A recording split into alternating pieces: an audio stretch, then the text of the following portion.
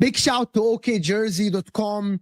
Scan the QR code below and actually go to the link below to get affordable football shirts from all the European leagues, including the English clubs, all of them, Liverpool, Arsenal, United, City, Spurs, Chelsea, all of them, of course, are all there. You can get the current ones, past seasons, and also some absolute gems out there, vintage ones, and actually very affordable football shirts, high quality, like the one I'm wearing right here. It is very simple to get one. Let me show you how.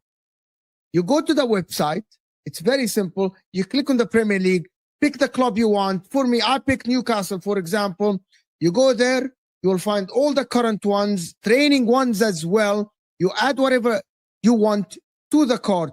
Of course, check the sizes, add a patch, add to cart, but also never forget, as it says below, scan the QR code and put the code JUDGE in the checkout to get 8% discount. It's that easy. Just go to the website, check the football shirt you want. You will not regret it. Now, let's get back to our stream. Bismillah ar-Rahman ar-Rahim. Hello, people, and welcome to Footy Judgment. Welcome to Counterview. Past is latest. That's why we were late. Sorry. Apologies for being late. So, hit that like button then, because there's a lot of people that left the stream because we were late, and apologize. It's my fault, of course. But maybe he'll join us later. But listen, there is a lot to talk about today. Of course, this is the AFCON day, of course, with Egypt actually playing AFCON. For Chelsea, is it a reality check or a building phase for Chelsea? Of course, is this the reality check? They're 10 points behind the league leaders. Are Liverpool doing progress now, or it's still the same old Liverpool? Actually, it's the same Liverpool that started in the beginning. Are Manchester City fixing the defense? 4 clean sheets in a row, actually winning 3-0, 3-0, 2-0, 3-0, which is absolutely crazy. Is this the most fluid City team we have seen over the years? This is the most direct City team we have seen over the years. And are Arsenal in control, or are they struggling? Should Arsenal release the shackles, or they are struggling? But hit that like button, people. I want to hear from you in the comment section. Of course, like and subscribe, as people are saying. Actually, we're actually 4 subscribers away from 47,900. So I need 4 subscribers away. Hit that like button, guys, and subscribe to the channel. And let's see. I want to hear from you. I want to hear from you. Where do we start? I want to start actually with, I know Jabun is not going to be here. I want to start with a question quickly about Chelsea. Are Chelsea, right, in a building phase, or that is a reality check for them that the squad is not as good? Do you guys, is the Chelsea squad overrated for you? But what from so what Chelsea? From what Chelsea fans expected of them this season. I don't want to hear what Chelsea... Okay, go ahead. Chelsea fans. But this comes back to the overrating thing, because for me, they're rated. Because for me, my expectation was they'll be in and around top 4, top 5. And you didn't think that they're going to be ahead of the pack? You didn't expect Chelsea? No. I before when Pep made the signing of Donnarumma and did something that I didn't even think Pep Guardiola was gonna do or even capable of doing, which was go against his style of play. I thought Chelsea beforehand were gonna be ahead of the pack, but then after that, I was like, no, they're not. And after the transfer window that they had, signing Garnacho, not really providing a lot of quality in and around the team.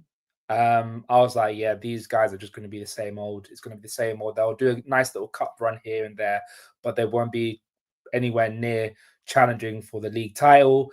They'll probably get back into a top 4 race, depending on how well they manage their injuries. And to be fair, they've actually managed it quite well when they were injured, but when they've got players back, they're now starting to not perform, which is a bit crazy in my opinion. But yeah, I expected them to do this.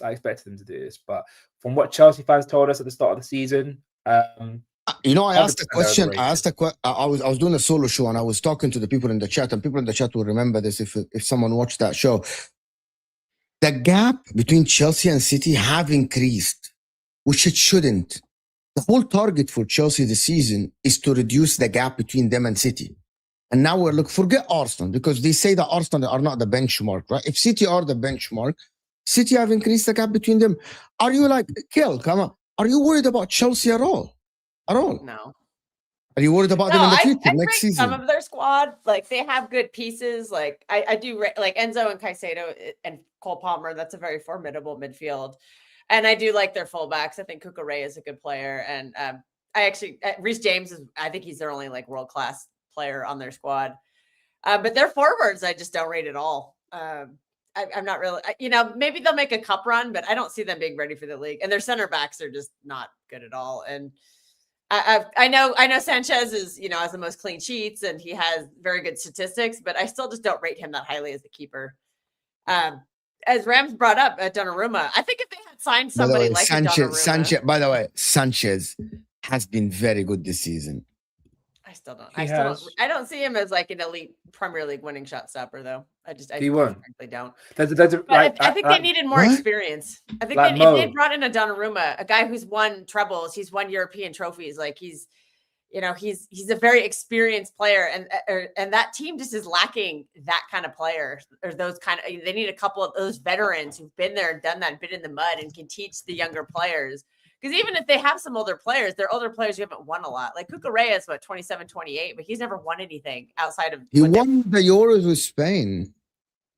Okay, fine, true. Okay, I forgot about that. I forgot he's Spanish. But I think they're just. I don't rate their forwards, man. Garnacho, I'm not a fan of. Gittins, that was a dumb signing. Liam Delap's not that great. I don't think João Pedro's the guy. So I don't know what they feel like they're just signing players when they drink too much alcohol or something. It's like Todd Bowley's somebody's linked to that guy. Let me sign him. And I'm just you're not building a squad. I don't see a style of play. I don't see you buying players for a style of play. I'm just saying this guy's available. Let's go get him. They have a style of play. They have a style of play. I will play. I'll say this, Mo. Yeah. Can you, other than Blackburn, because I think Blackburn is probably the outlier of everybody, has there ever been a team that's won a Premier League that isn't a top goalkeeper? Hold on. Sanchez and Donnarumma, in this season, there is not a lot of difference. What are we talking about? Sanchez is a good goalkeeper. Is he a title-winning goalkeeper? Because Mignolet, I'll say this, Mignolet just flattered to deceive a lot of people at Liverpool. But then when we saw it in a couple of seasons, I'm not going to do that. I'm going to tell you something. I think Sanchez is a good goalkeeper. With all due respect, his numbers don't lie. This season, he has saved Chelsea numerous times, as much as Donnarumma saved. Are you guys Who are you picking for Inter? Are you picking Donnarumma or Robert Sanchez? I don't like Donnarumma, but it's a toss-up between them. I think if you replace, I'm going to tell you why. Number one, Donnarumma is not commanding in the air. Is not commanding in the air at all. by the way. I think Sanchez is better in the air. Shot stopping, I think Sanchez has improved massively. He doesn't have a lot of bad moments, right?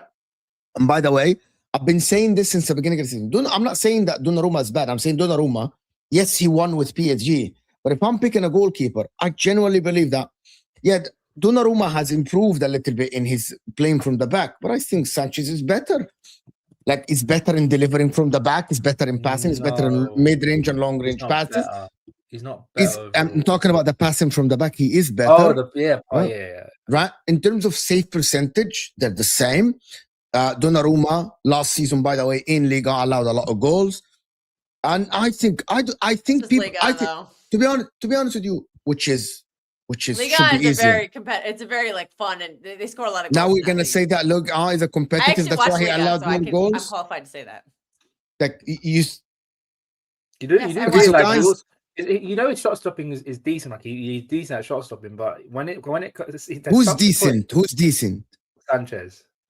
Sanchez is decent at shot stopping. However, there are times where he does like to parry it straight back to the opposition. Like the Arsenal game, there are a couple of times where he made the simple look a little bit difficult, and I'm like, come on, bro, what are we doing here? I think if you replace him with if you replace Sanchez with a decent goalkeeper, I think you still see the same level. I think if you replace Sanchez with Donnarumma, Chelsea doesn't improve at all. I don't think they improve. I think they go backwards. No. I swear to God, I'm saying, I swear to God. Has City gone backwards with Donnarumma? No, but that's the difference. Your Pep Guardiola changed the way he plays completely. I don't think. What about the Barca keeper? If you swapped him with the Barca keeper, João Garcia, look, I don't know. I don't know. I don't watch a lot of Barcelona games. I don't know. But I'm talking about Donnarumma. You asked me about Donnarumma versus Sanchez, correct? Donnarumma is good. Listen, I'm gonna tell you something, guys, about YouTube and about people really are hung on one idea without actually thinking about, okay, now things have changed. Let me give you an example. When David Raya first joined Arsenal, he wasn't highly rated at all. David Raya now is rated as one of the best goalkeepers in the Premier League. And now, No. When he was at Brentford, people were saying he's a decent little goalkeeper. Yeah, like, decent. He's a decent goalkeeper, not amazing. But if you're playing for goalkeepers in the world is better than Raya. It's going to be a thing with the Premier League. If you're not playing for the top teams, people will not. Who's better than Raya apart from Alisson, who has been injured? Who's better than David Raya in the Premier League? And by the way, if you ask me tomorrow, who would you pick, David Raya or Alisson? I'm picking Donnarumma over David Raya. I'm picking David Raya. And the reason why I'm picking David Raya is because of availability. So, you know, Alisson for the last 2 seasons have missed at least 10 games or something like this. That's not his fault. I really like Forest keeper. That's part of it. Rams, that's part of it. Right? Picking a player is part of his injury. No, right? This season, the reason why he got injured is because he's trying to make up for somebody else's mistake. That's why. What about last season? He's been very last season I got excuse, but this season's injury. I am not saying that David Raya is better than Alisson, but I'm saying based on the injury, I think David Raya is always available. That's why I pick him. I'm picking Matt Sells over David Raya because that guy's fucking good. This is ridiculous now. Are we saying that Donnarumma is better than David Raya in goal? I think he is, yeah. No. This is why people overrate Donnarumma so much. No, but the thing is, Donnarumma... This is crazy. Do you know why? Because Donnarumma has the Champions League treble to go to back him up, and he also Italy. And he actually started the Euros for his country, and he actually won. He won a penalty shootout in one of the highest pressure situations guys. I think as a teenager. Guys, Victor Valdez won a treble with Barcelona. Victor Valdez. That's true. That is also a very good caveat. Victor Valdez. That's a good caveat. That's a good caveat. Did he win them a penalty shootout at Anfield though? Victor Valdez. Or something. Or what about penalty shootout? Or how many times? Are we gonna pick goalkeepers? Bro, Handanovic at Inter broke the record for penalty save. Pepe Reina was very good at saving penalties. But that doesn't mean he's a top goalkeeper. He was a top goal. No, he was a top goalkeeper. He was a top goalkeeper. Well, you have to admit Donnarumma has a track record in big international tournaments. You know what? Do you know what? David Raya is basically a B-Tech version. You guys are giving Chelsea fans an out by saying that Sanchez is not good. Sanchez has been one of the most consistent players for Chelsea this season. He has, but I'm still saying he's not of the level. I've seen. He's not of the level mediocre- of what? Based on what? What are you saying? Based on what? I think Based on what you see, or if based you- on if- trophies? Because based on trophies, we can go there. Based on what? He's not at the level. On what I see and what he on the confidence that he brings within the team, I think he's just not of the level. If you're talking about people like, I don't think he's of the level of Kasper Schmeichel, in my opinion. I don't think he's of that level. Sanchez. Yes, Sanchez. Yes. I think overall, listen. I think that Sanchez overall is a very good keeper. He's actually very good. Nah, I think he's. This is not. This is crazy. Actually, good. I think he's good, but I think if he's on the level to win you, why is Donnromma better than him? Can someone tell me why? Does Robert Sanchez make Chelsea's defense like dramatically better? Like when Fofana and Chalobah play, he's so good. He's good. You cannot. By the way, better though. Even at Newcastle, by the way, he made a brilliant save. It's just the defense actually is the one that is letting them down. You should run a poll in the chat. I think they could. I think they could do a lot better with Robert Sanchez, in my opinion. I think they could do a lot better. Not Donnarumma though. I think Donnarumma has transformed our defense. If they had signed, I think that's why Ruben Diaz is playing so well this season. If they had signed John Garcia, see, guys, I don't think Donnarumma is bad. I would have a different energy because I think he's a top keeper. Guys, I never said Donnarumma is bad, and I didn't say that, right? I didn't say Donnarumma is bad. I said he's bad playing out the back, which he's not the greatest, but actually, I want to tell you something. Games for us, like I think there's been a lot of games where he has made dramatic saves. Raya and Alisson are below average in saving penalties. What are we doing? Like, Alisson is below average in saving penalties. It doesn't mean he's a bad goalkeeper. I still rate Alisson as the best keeper in the Premier League. Before he used to save us, he used to win us penalty shootouts back like in 21, 22, 23. He used to do that a lot. I don't know what's happened since. By the way, if you be disrespectful, I'm fucking banning you from the channel.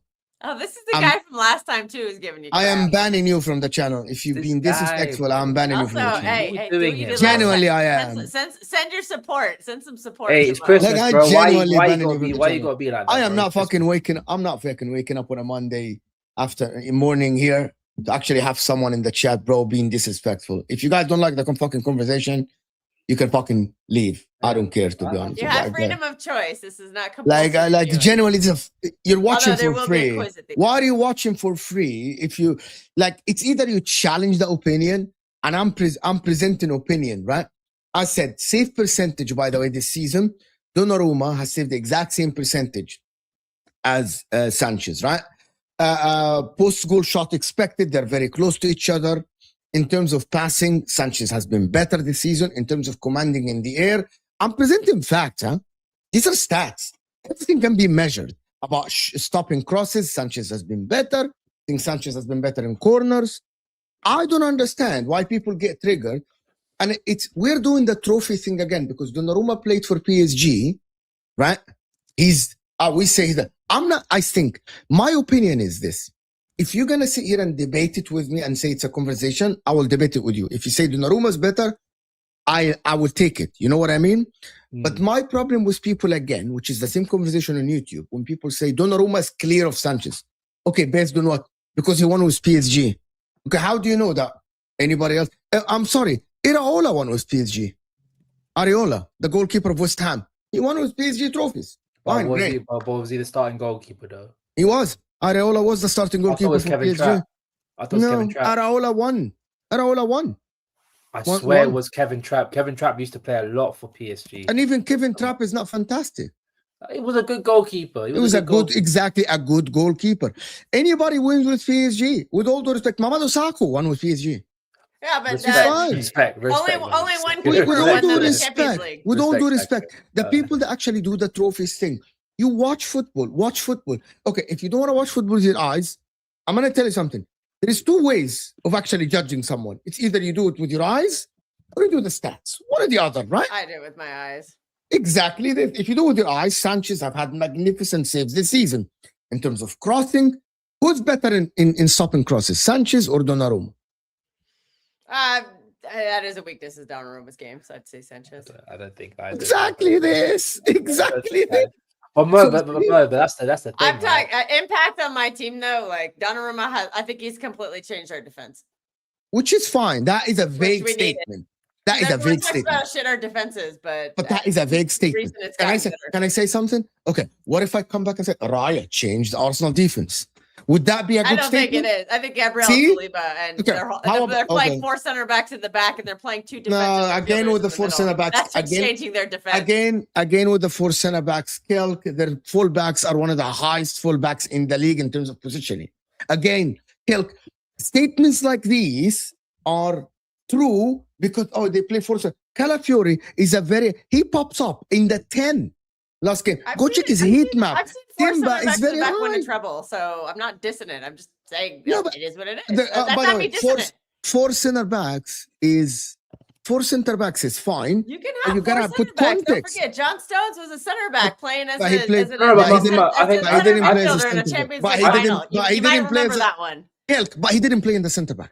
But he didn't. Yeah, but He was a midfielder, John Stones. Calafiori, we banter Calafiori because he's probably one of the only Italian centre backs I've ever seen where he's better going forward than he is defending. That is crazy. And then so how is that go hand in hand? How is this go with 4 center backs at the back? yeah. How about Jorian Timber being the highest fullback in terms of positioning? How? Okay, I want to move on from this Arsenal. We're going to come to Arsenal. Mo, can I quickly ask you, because obviously you want to do the Robert Go Sanchez ahead, yes. thing, right? Go ahead. How highly would you rate him in world football? Who? Robert Sanchez. I don't know. Come on, you can't be saying I don't know and then saying that.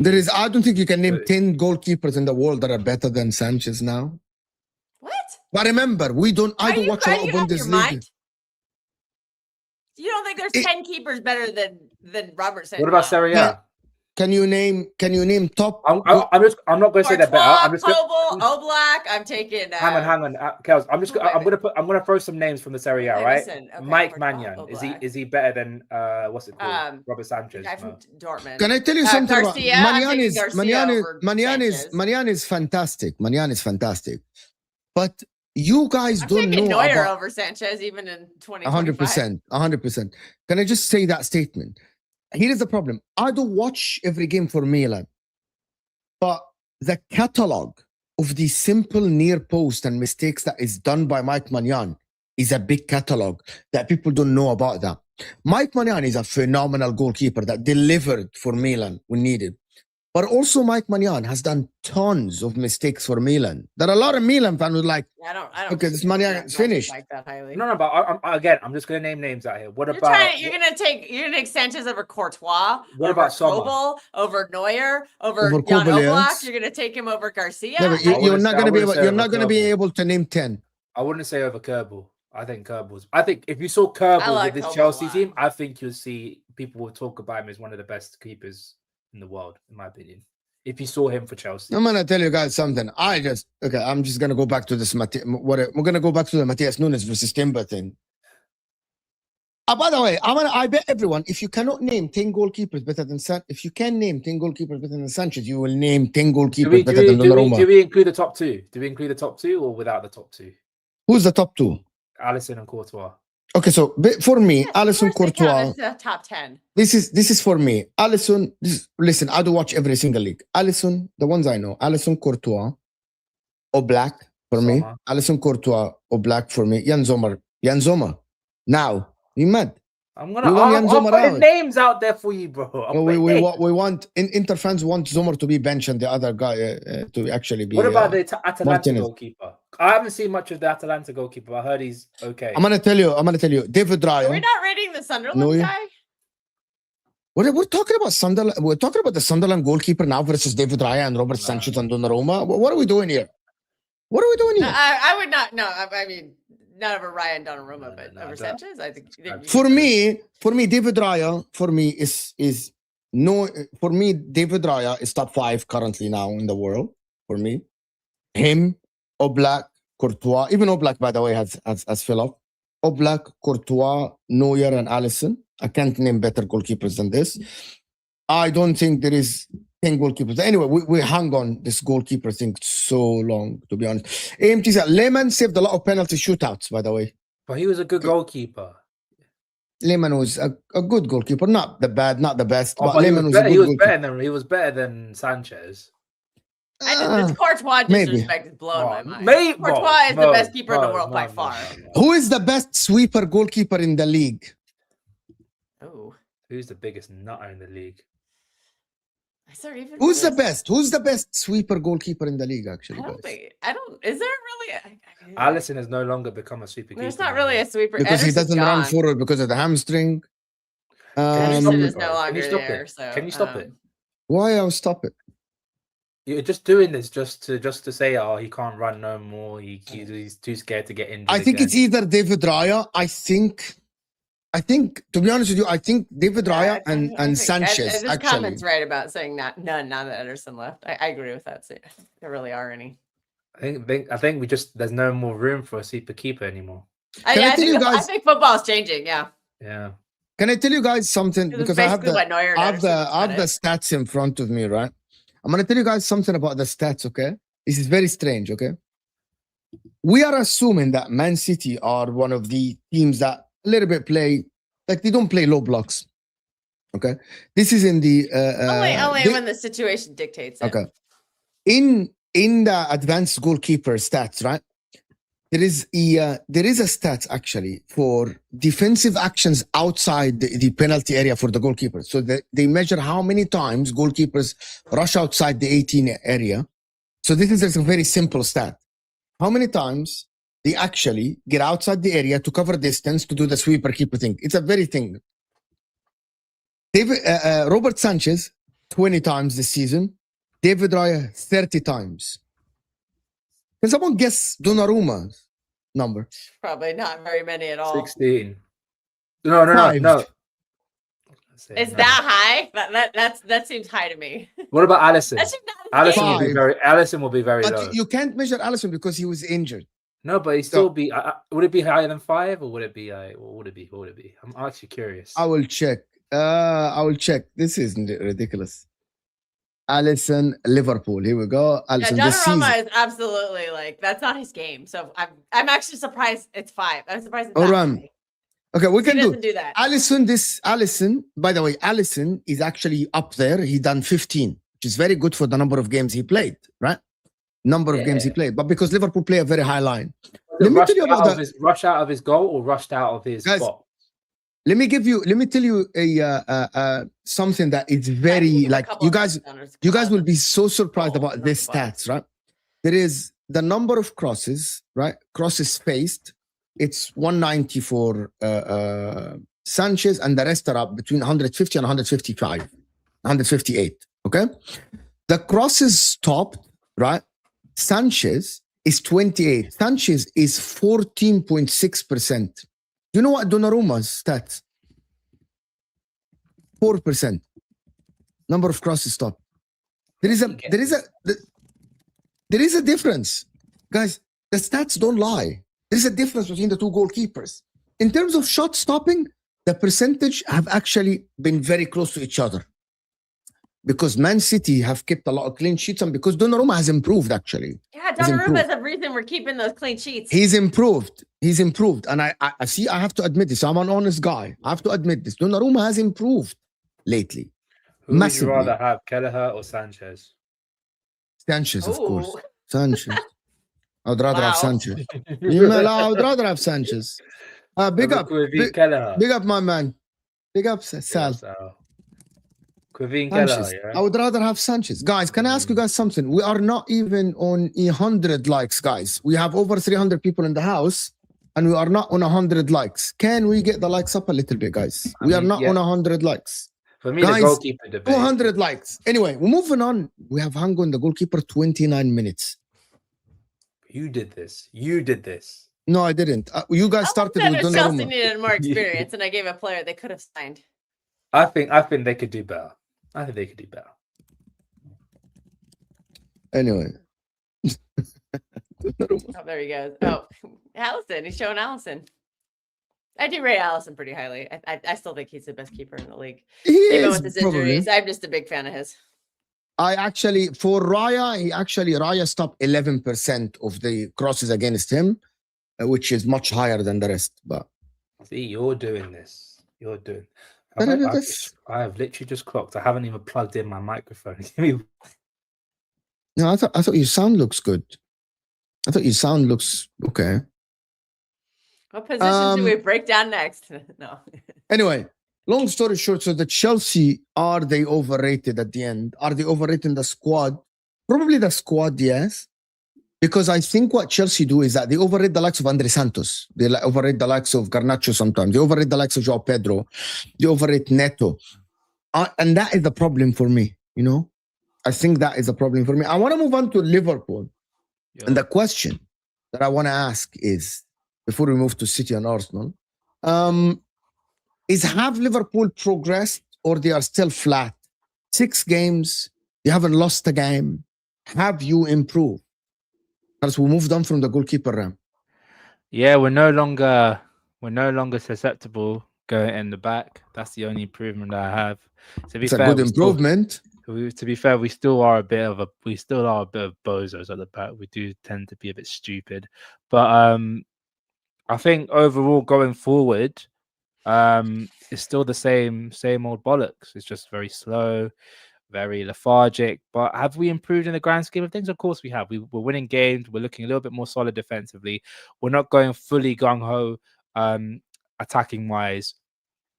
It's still a small improvement, but again, we still need to see more. Like, we can't be relying on moments of brilliance from Ekatike, Wirtz, people like that every single game. I know we bought these guys to prove it, but in this day and age, we've got too many quality players to be like, oh, we can only rely on these guys. You know what I mean? So I think we're doing okay. We're improving. We're being a little bit more solid. I'm happy with that. I'm happy that we're getting results. But going forward, we need to be a little bit more. But you have improved as a team. Is that down to Arne Slot? You know what? I think it's down to the system, Mo. I think it's down to the system. So he changed stuff His in the system team. might have been like not working with Salah. Now Salah's not. So playing. He's playing better. So why do people? Okay, so I'm gonna say this. I don't think that you have. I think that he kind of like a little bit more defensively solid. The results are there, but him getting results is in that improvement. No, I think naturally, if you change a system that accommodates to that gets the maximum output out of all your players, minimum, you will see a bit more cohesion, a bit better structurally wise, which I think we are. I think there's a little bit more structure within the team, but again, if you have that structure, minimum that you'll get is a draw, and that's what we're seeing. Even though we're playing poorly, we're still getting results, and that's what we kept on asking for. We're starting to put people in the right positions. Like, we're no longer seeing Kirkhead as an inverted fullback. We're seeing him overlap, seeing him hug that touchline. We're seeing a lot more of our wingers go a little bit more closer to goal in the middle of the park. That's what we were crying for. And when you put these players in these positions, the floor will be a lot less than what it was. And that's what we're seeing. The floor is so bad, but because the floor has risen, the results will be a little bit better. But that's just down to putting players in the right position. And I think I understand what you're saying. The problem is people in the chat and Sam and Tom and everyone, they want the improvement to be the same team as last season, the same performance as last season, which is not going to happen. It's not. I don't think it's going to happen. Yeah, teams adjust, so that's part of it too. Other teams are adjusting to Slot's tactics. We just don't have the players in that we have. I don't know his tactics. By the way, I still don't know his tactics. Actually, I don't know. I don't know his new tactics. I thought his tactics were press, play on the front foot. I don't think he plays on the front foot. That's what I thought when it was at Feyenoord, was fully pressing, a little quicker tempo. But no, this is very different. Like, it's poor, like everyone's slow, lethargic, everything like that. So I think the benefit of this is that not only Salah wasn't there, but Gakpo in there. So we have literally 0 wingers. So we have to force our midfielders into the wings. So when we do that, naturally the wingers will invert into the midfield, which gives space for the right back and full back to push up. So I think he got a bit lucky with the absences that he has in his team to actually come up with this system. Whether he persists with it is a different story. I don't know if he does. But look, it's an improvement. I'm not going to be one of those people that would be like, oh, we're not improved at all. We're still poor. We're still not doing this. No, we have improved. Whether it be slightly, it's still improvement. We're still getting results. That's the most important thing. And as a manager, if I was in his shoes at this point, I would be play, I would be trying to get as maximum results as possible. Maximum results. So I don't blame him. But it's still things need to improve. Things need to improve drastically, in my opinion. But Wirtz, what about Wirtz? He's getting 1 GA now. He has his first GA in the league. Congratulations, Florian Wirtz. It only took till December after 100 million plus transfer to get. Do you know what the funny thing is? You know what the funny thing is? Congratulations, mate. It was probably his worst performance in the last 5 games. How about that, though? How about that? I think he was playing well, actually. I think him and Nikitiki were playing well. I thought that they were connecting the play. I thought Wirtz were playing well, and no, he did play well, but again, compared to his last 5 games, it wasn't as good as what we've seen because of just the overall play was just non-existent. I think when you're in that when you're playing such poorly and you're relying on moments of brilliance from Wirtz to drop the shoulder, do a little shimmy, and put it bottom bins or stuff. But that's why he's there. Shirky does the same. No, but when the team's playing well and everyone's playing well around you, you'll see a better upturn in performance. Was I saying that Wirtz was poor? No, Wirtz was still very good. But compared to the performances before where he didn't register any GA and the team overall was a lot better than what we saw on Saturday, he looked a lot better. But again, people won't talk about it because he didn't register the GA. And I know at some point GA is... I said that he played all right. I said he played all right. But however, are we going to judge the 116 million pounds because he passes the ball and a couple of dribbles? Is that how we're going to judge him, or are we going to judge him based on GA? You tell me. Well, influence on the game. Tell me. I want to tell you. What do you mean influence in the game? The most important thing is he being a Kevin De Bruyne? Listen, if he's a Kevin De Bruyne without the GA, fine. I'm going to tell you something. Me and Hussam, I've spoken about this. And let's establish a rule here, right? For the price you pay, influence in the game, for example, is a Rodri influence in the game without the GA? Is a Kevin De Bruyne influence without GA? That means everything goes through you. You are making things happen, and others are getting the GA. Others are getting the assists and the goals, right? Genuinely. Compared to Brian, otherwise, you can't do that. I'm going to tell you something. I'm going to give you what I mean by a GA, Ram. In the second goal for City the other day, the one that Reinders scored, Shirky didn't get the GA. He didn't. He genuinely didn't get the GA. But there is he made that goal happen, though. Exactly that. But for 80% of that goal, 80% of that goal, it was Shirky. Yeah, Turkey. You get my point. Shirky is the one who picked up the ball, dribbled the first one, dribbled the second one. That was all Wirtz. Wirtz took the ball, beat a man, played a through ball in towards Gakpo, who cuts it back to Isak. That was all Wirtz. Oh, there you go. He did it too. For this goal. For Isak's Turkey does that. And that's why I said he got the G. What do you mean? For which He didn't goal? get the GA. He didn't get the GA, but he played the ball that led to the GA. Which one? The pre-assist. Isak's first goal. The pre-assist, as we like to call it. Isak's first goal against West Ham. West Ham, not Spurs. Oh, okay. I can't remember that goal now in my head. Yeah. Okay. So, I'd have to look that one up again. Again, it's one of those ones. It's one of those ones. Look, at the end of the day, if you're 150 million pounds, you have to be reregistered not only on GA, but also the performances as well. Yeah, the expectation for him is that he does that every game.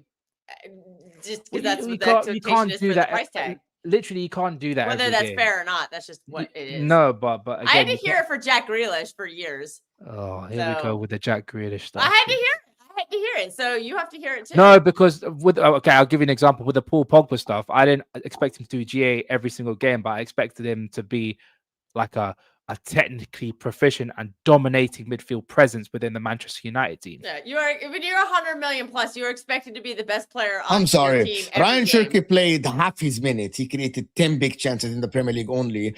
Florian Wirtz played that, and he created 2 big chances.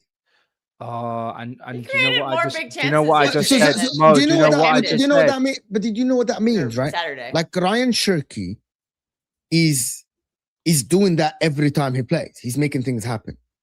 You know what I mean? When the team's playing well. When the team's playing well. No, he's doing it when the team's not playing well too. He's still creating chances when we're not playing well. Does he take set pieces? Yeah, Turkey. he's been taking some corners, and some set. Yeah, he does a little bit. Because Szoboszlai is our biggest chance creator, and he takes a lot of set pieces. Turkey and Foden kind of switch off. Rangers is taking a few. The corners is kind of up and down. I think Turkey's been taking the corners off of free kicks. He takes some corners. Like it depends on what side the corner's at. What about free kicks? Turkey's So do you think he tends to take them with his right foot, not his So left. you think Arne Slot is going to be able to get the best out of Wirtz? That is a different question. That I don't know. I don't think he can. Yeah, I don't know. Personally, for me, I don't think he can. It's just that he has to find a system, and I don't think he's. I think he's found something that will work for the short term, but I think long term, you just go revert back to type. I don't believe he will. Like when he has his players back, you think this is what I mean. I don't know. What players he has? Everyone is back for. Well, Salah's not playing. Isn't Gakpo injured? He loves Gakpo. Let's be real. He loves Gakpo. He plays. He's not. He doesn't even want Salah in the team. It's just I don't think he would. I don't think he will get the best out of him, unfortunately. And I think the way that he wants to play is just not suited for the Premier League. It's as simple as that. It's not suited for the Premier League. It don't make any sense at all. The Premier League is known to be very fast and like end to end, like physically dominating. And I think the way that he wants to play football, where it's a lot more measured and everything like that, and it's like it's not fast, it's very slow, lethargic. It just won't work. It won't work, and we'll not see the best out of him. What do you think the ceiling? What do you think the ceiling is for Liverpool this season? Now, top 3. Yeah, top 3. I'd say and Champions maximum. League because of Anfield. You think they could win the Champions League? Oh. Yeah. Well, how do you think Liverpool will win the Champions League? You think Liverpool can win the Champions League? Pure vibes. I've seen it before. This is just vibes. This is just hope, right? It's just hope. But that's what we had in the Champions League. I think quarterfinals is about where you'll. By the way, I'm just gonna say something. I think Liverpool will finish in the top 3, top 4. I still see them. I see them making a comeback and being better than Chelsea. You're asking for the ceiling, right? That is the ceiling. That is the actual max. But what is your expectations for Liverpool? Realistically, what's my expectations? Don't you have easy games coming up? You play Wolves at home, you play Leeds at home, you play Fulham away, and then you play Arsenal. So the next 3 games, you can win the next 3 games. We got to win our next 3 games. What are we doing? We've got so good to we can. We have to. We can't be doing okay. You don't have to. You're not playing for anything, so you don't have to. Oh my days, bro! What do you mean they're not playing? Have you heard? They're only talking about, bro. Cup. What are we doing here? We still have to. They could win the FA Cup. No. What I mean, the next 3 games in the Premier League. Oh. By the way, Liverpool don't have to. What? Hold on. What do you mean Liverpool have to win the next 3 games? What does that even mean? What we do? So we're going to go into every game and be like losing every single game. What are we doing here? No, but what I mean is that, we're doing that for example, if you win 2 of the next 3 games and you draw 1, for example, you're on. Okay. Are we judging Liverpool based on the current Liverpool or the expectations of Liverpool in the beginning of the season? Again, guys, Mo, there has expectations to be from beginning of the season. They should win the league by and the Champions League. I said the double. When you spend that much money, 500 million, you should be winning winning the Champions League and the Premier League. Be realistic, guys. Be realistic. If we're judging Liverpool based on the top 4, getting 7 points out of 9 in the next 3 games is amazing. If we're judging Liverpool based on the expectation, because Liverpool currently are 5th, right? With the same exact points as Chelsea. Chelsea and Villa play each other next, right? Yep. Chelsea and Villa play next, right? And then Chelsea still in the next 3 games. That's a big game. Yeah, and then Chelsea go to the Etihad, right? So basically, if they go to the Etihad, right? The Chelsea go to the Etihad. I'm going to go to the Etihad and beat Liverpool City. Exactly that. So that's why you might be ahead of Chelsea within the next game week. But Mo, you're still not having answered my question. Why is it that we can go into this season and not win any of these and should be winning any of these games? Please explain that to me. Because based on the currently how you play, 2 of them at home. 2 of them at home. Based on currently how you play, I think you might win all these games. I think you might. I asked you, is it a must? You said yes. We've got to win. We've got to win, Mo. It's all about winning these football matches. And I'm sorry, if we're playing against 20th in the league and potential relegation rivals in Leeds at home. I'm sorry, win.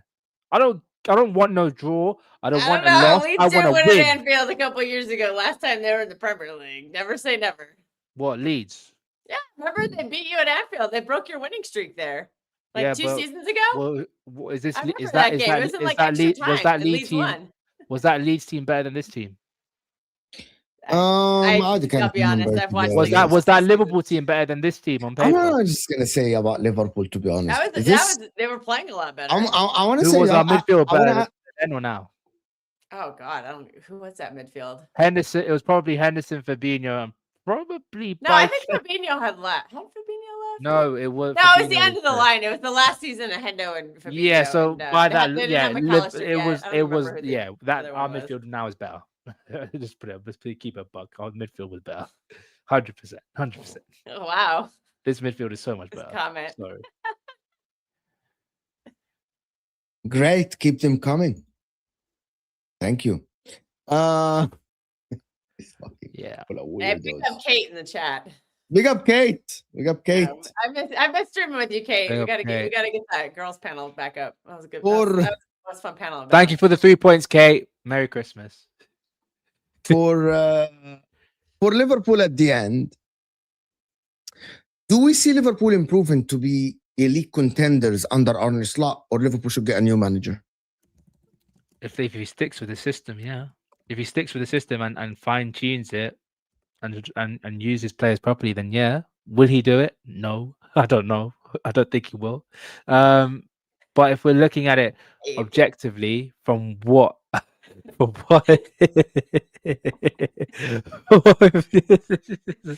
love you, Kate. Love you, Kate. Yeah. But if we look at it from an objective point of view, with the system that we have, the players that we have, we can do it. But it's whether this manager will actually fine tune it. That's the real question. I don't think he can. We'll see. We'll see how it goes. I want to go to the. Oh, Mo. Even though I want the manager out, I want him to prove me wrong. I don't think he will, but I would love him to prove 100%. Yes, 100%. That should be a given. You know that, right? You being right is not. Like I was saying this yesterday. I would rather my club, I would rather Lautaro Martinez be the best player in the world than me being right. I don't care. The people that want to be proven right are weak personalities. The people that want to be that actually just want to be proven right are just weak personalities.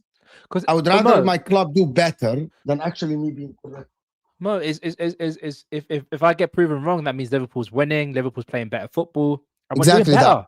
Exactly this. That's all I want, man. Like, for example, like we have a manager now up top. Like we have a Christian Keefe who's the manager. No experience. Everyone was against it because we wanted an experienced manager, but he's top of the league today. I'm behind him.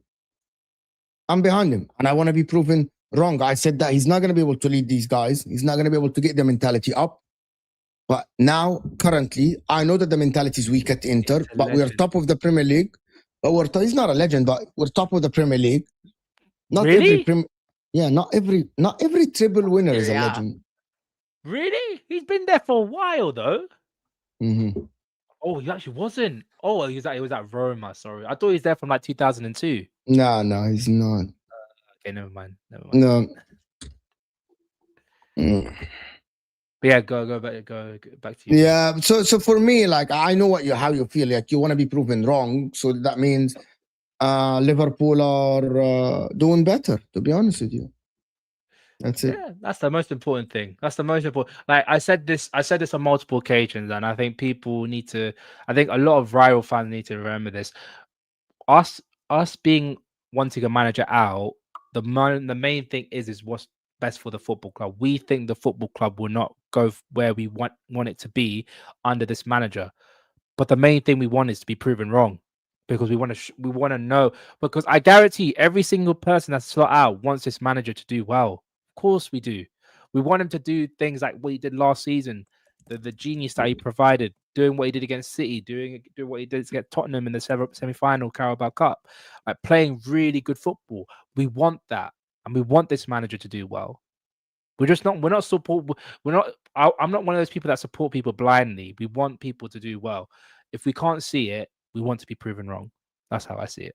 100%. Yeah, I agree with you. Like I will see. I'm not sure that he's going to be able to get the best out of the team. However, Isak being out now will give him a little bit of less headache because Ekitike is performing well. He doesn't have to play Isak. Blah blah blah. He doesn't have to Are you come up sure? with They've looked better. It's going to with give him less headache Ekitike, because I believe in you're going to my go get opinion. I believe you're going to go get a forward in January.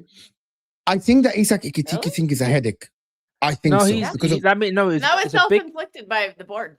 it's a bigger headache. It's a bigger headache not having him I there don't think because he has so. because he has to play Chiesa now. He's forced to But play Chiesa. No, Chiesa's been performing.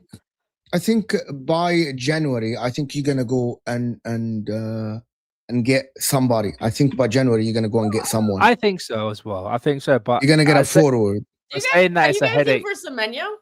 Yeah, The thing looks- about it, Semenyo now is he's linked to City and Man United more.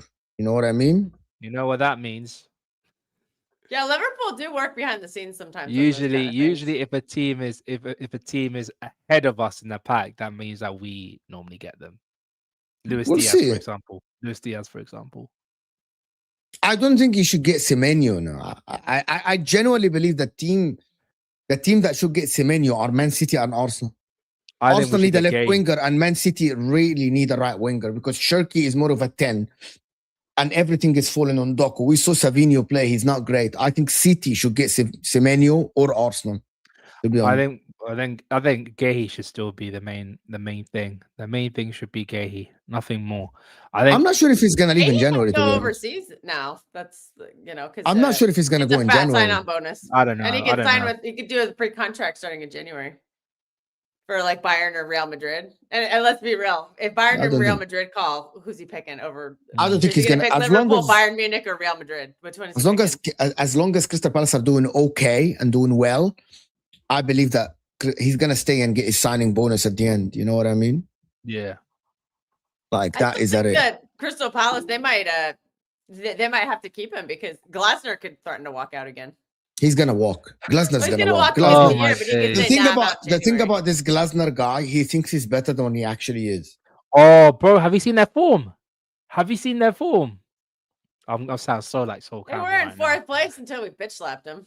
I sound No, so they're like not in a bad form. They lost 2 games and won 2 games in the last 4. It's not a bad form. last 5 they lost 3 in the last 2. They're still Sorry, still 3. Yeah, I mean they're still they 3 points behind they lost the 3 in the last supposed 5. champion. They're still 3 The points world behind the supposed champions Liverpool. No, But it's the fact that they remember, but the teams that they lost. that quad No. that they're 3 points behind the quad is on Liverpool. That's Right. what they're behind. Okay, Mo, if you want to play it, they lost to Crystal Palace. They lost to Leeds United, relegation fodder. They lost to KUPS. KUPS. Do you even know who that is in the conference? In the league? Conference League, I don't even watch the Conference League. Yeah. Exactly. They lost to Man City. No, they drew with Cups, didn't they? Did they draw? Sorry? I thought they drew that game. Say that again. I thought they drew that game with Cups. Yeah, they did. They did. I said they drew. Yeah, I know that. All I know is they're in the playoff for the Conference League. What is wrong with you, Javon? I'm not worried for Paz. I need to text Paz after to see where he is. Yeah. They lost against Manchester United. They narrowly beat Fulham. Yeah. They Can we narrowly go? beat Burnley. Anyway, I'm gonna ask you guys something for real. Where do you think Semenyo should go? Ram, where do you think Semenyo should go? If he's choosing between Arsenal and Manchester City, where do you think he should go? Arsenal. Why? I think this is the kind of player that they need because at the end of the day, Martinelli's dog poo. Leandro Trossard is he's just not at the level. He's probably better. Trossard's very good to come off the bench late in the game. This he scores season a lot of goals that way. You know when you have like a tub of toothpaste and you're like squeezing every last little bit out of it. That's Trossard this season, in my opinion. I think Semenyo. If you put Semenyo, he's performing well though. I gotta give him credit. That's what I'm saying. This is like the last stuff you could get out of Trossard, and then he's just gonna drop off. For me, you might get more out of him if he's coming off the bench instead of starting games. Because he's very good at coming off the bench and scoring late goals. He's done that quite a bit. You got 2 left wingers that are doing that. You don't have a starter that's doing that. That's the crazy thing. That's why Semenyo would be perfect for them because when he starts, he will play well. I don't He'll think play he fit, well. I don't think he would fit in that system though. It'll be like Gyökeres all over again. Like, because you notice he has a ton of space at Bournemouth, a ton of space to run into. He's not going to get that at Arsenal. Well, but he's got the intelligence and he's got the skill to get past to break through low blocks. He has. I think he'll do well. I think he'll do very well. I don't think City need him as well. They've got plenty of left wingers as well. Doku, Foden can play there. I mean, Marmoush can't even get a Can... game. I don't understand the links to him. I get that they're like, oh well, we need an upgrade on Savinho, but Savinho doesn't start games. I don't know why people think he's like this starter who plays every game. Like he comes off the bench. Oh, and he's bottom of the list. Savinho's bottom of the list. Like he's like. I actually like Savinho, so I think he's getting better these past couple appearances. He's looked very, very solid. And I liked him a lot last season too. And I just think he had a rough start to the season. He had an injury, and then his form was pretty terrible. But he's getting better, and I still rate Savinho. I mean, he led our team in assists last season. I'm not willing to just give that up for no reason. But you know, so you think Arsenal? I'm not going to complain, but I struggle to see where he fits in. Let me just give you for Bournemouth. So, and our left is we have too many players on the left. So, let me give you some stuff that is happening lately. Okay. In terms of form, about the title race, and I wanted to get your opinion. Manchester City kept 4 clean sheets the last 4 games, right? So that means the defense has improved massively. Arsenal have kept 1 clean sheet over the last 2 clean sheets, including Club Brugge, over the last 9 games. The goal difference now has increased to 25 to Man City versus 21 to Arsenal. City now are 41 goals versus Arsenal 31. Is there a worry that Arsenal are not scoring enough goals in this league and City are scoring enough goals now and their defense improving that City can actually get past Arsenal in the table? Yeah, their problem is always going to be draws. I've said this in the beginning of the season because I don't think they create enough goals, period, in open play. I know they have. I was shocked when I saw that they had 31 goals. That surprised me because when I watch them, I just don't see a potent offense. And I think a lot of that is due to the way that they're set up. They're set up to be defensive team. They're not set up to score a lot of goals. And, you know, credit to them. They're finding ways to, you know, get the set piece goals and the corners and stuff like that. You know, that is still a valid way to score goals. I'm not dissing that. But I think over the course of the season, it's just going to be draws because a draw is not a point gained. It's 2 points dropped in a title race.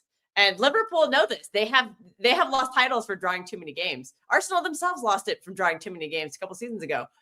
So I just think that there are going to be a lot of games they struggle in because teams know that they're not good in a low block because they don't attack as well as other teams. And so, but by the way, I'm just going to say, I want to push back on this. The XG between Arsenal and City is less than 4. Like the XG difference between them is less than 4. The big chances created, Arsenal are second behind City. They are not like, okay, I actually looked this up for the last seasons. I remember looking at this with Hussam, and Arsenal were like 4th, 5th in big chances created, especially last season. Currently, Arsenal are second in big chances created. So even though the numbers don't reflect that maybe, but in reality, the big chances created, they're second behind City. XG, they are third, basically only 4 behind City. And I genuinely believe that they aren't as bad as what make them be. I don't think they are. No, do you know what it is? They're good at getting themselves in the position, but it's either the final ball or the right place at the right time. They just don't have it there compared to City. Okay. City has that in a player, in one player. Even shots on target, like it's 5 versus 5.5. But that's what I'm saying. Is 90? It's not like. But that's what I'm saying. That City has that in a player where the right place, right time, and the right person in Haaland. It's the conversion rate. It's the conversion rate. That's the problem. And I thought Gyökeres was supposed to fix that. And that's the thing, and that's where when I watch him, he just they aren't even creating for him chances like that. They aren't even playing him. They aren't even creating for him. And by the way, that's not an excuse for him. It's actually I think it's a diss on the whole team that they aren't creating for your striker, in my opinion. I've said that a bunch of times. I don't think they're set up to create for a striker. I think the reason they were so successful last season and why they have looked better with a Kai Havertz or you could look back years ago with Gabriel Jesus, is because when they need the striker to drop back and it help create an overload in the midfield. And that's where they create chances. Because individually, I just don't think they have like a brilliant individual creator. Like they don't have a maverick like Ryan Cherky who's going to create a chance by himself. I mean, Saka can on the wing. Yeah, Saka is good at that. Like I give him a lot of credit. He's a very good player. But in the midfield, I just don't see that. I don't see. I just genuinely don't see it. And so, and Gyökeres is not going to come back and get the ball. He's going to, he makes runs. Okay. Can you tell me, thank you, Bermuda. Thank you, Rosie, for this. Can you explain to me, Kilk, what do you mean by Arsenal are set up defensive? Because Rosie here is saying Arsenal are not set up to be defensive. She's wrong. Can you explain to me, what do you mean by this? I just think they play, like I said, I'm sticking with my 4 center backs point. Whether you disagree with me or not, I still think they're more defense. They're focused more on defense than they are on scoring goals, and they play with 2 DMs. And okay, hold on. I don't think I'm gonna counter 1 point at a time. 1 point at a time. Matthias Nunes' heat map is a little bit behind Jurrien Timber's heat map. So Jurrien Timber as a right back, I'm comparing. By the way, Matthias Nunes is a central midfielder, right? And Jurrien Timber is a center back. No, okay? he's a right. He's like when they both go forward, let me just finish. Guys, let me just finish. Let me just finish this point. Jurrien Timber has had more touches in the opposition box than Matthias Nunes. His heat map is a little bit higher than Matthias Nunes. In terms of crosses or whatever, I can actually check the number of crosses. Yeah, I would be interested in that. Number 1, XG, Timber's higher. Shots on goal. Okay, by the way, shots is Timber is more, right? Big chances missed. So Timber has missed more big chances because he has big chances. He has less assists. Expected assists, he's less than Matthias Nunes. Big chances created Matthias Nunes more. Matthias Nunes actually has more interceptions, but Timber has more tackles. Or data MB. It's not about that. It's about you look at Timber. You're saying Timber. I think the best defensive right back in the league. I don't think of him contributing. It's like Kyle Walker back in the day. Maybe Kyle Walker bombs up the pitch, but he's not going to give you a great cross into the box. But he's elite defensively. I rate Timber very highly. I think he's one of, if not the best right backs in the league because he's a great defender. I don't rate him going forward. I'm not expecting Jurrien Timber to help me in the attack. Matheus Nunes is the opposite. I expect Matheus Nunes to get up and deliver me a cross in the box and at least do an assist, which you saw in the Crystal Palace game. Matheus Nunes did that. I don't see Jurrien Timber doing that. But that's Jurrien Timber is like a throwback right back. He's defensively very, very solid before being offensively solid. But again, it's one of those ones where you can't say that it's like a defensively set up team. They're just very, very organized. They're very organized. If you're very organized, you're not going to concede goals. That's how football works. I think more of their priorities. I think they want to be keeping clean sheets. That's their goal is they want to keep a clean sheet. Everyone wants to keep clean sheets. Everyone wants to win 3-0 every single game. I just checked actually. Jurrien Timber attempts more crosses per 90 than Matthias Nunes. But that doesn't prove the point. It means you can do how as much. Successful are they? Exactly. Okay. So okay. No. Hold on. But we gotta be objective. But we go back to your point. Being successful or not is not the point of the super chat. You said that their fullbacks are center backs. If my fullback attempts more crosses than your fullback, or my fullback attempts more crosses than the other fullback, right? Say that. That means my fullback is more attacking than yours. Isn't that the case? Isn't that the case? Successful or not, that's a different. That means Matthias Nunes' crosses are more successful, but that can be due to having Erling Haaland. That can be due to Erling Haaland is a better movement. That means Erling Haaland has a better success rate, that better conversion rate, right? But the facts are, Kilk, that Timber attempts more crosses than Matthias Nunes per game. It's simple. That's a fact. Who are you taking crossing into the box? Who do you prefer? Do you want Timber or do you want Matheus Nunes? That's a different story. That's not the question, Kelk. It's not the question, Kelk. I think Timber is the better. He's in the best setup for his skill set. I am and I think debating. Nunes is in the best setup for his skill set. I am debating the fact that with even German chicken wing and some City fans are saying, but we watch and we agree that Arsenal are set up more defensively than City. Factually, that is not correct for a couple of reasons. If you come back with the argument that Arsenal are more in control, the Arsenal are a team that likes to get to the byline before they cross, I will be that. The Arsenal are more risk averse, right? I'll say that, right? If you say that Arsenal don't know how to create more chances than City, maybe that's a fact. But Arsenal are not set up defensively. They just aren't. And this is a lot of bullshit. There is only one argument that people can say, which is Declan Rice play a little bit outside, right? He's a little bit like Declan Rice. The only thing there are two things I take on Arteta this season, and I debated this with a lot of Arsenal fans.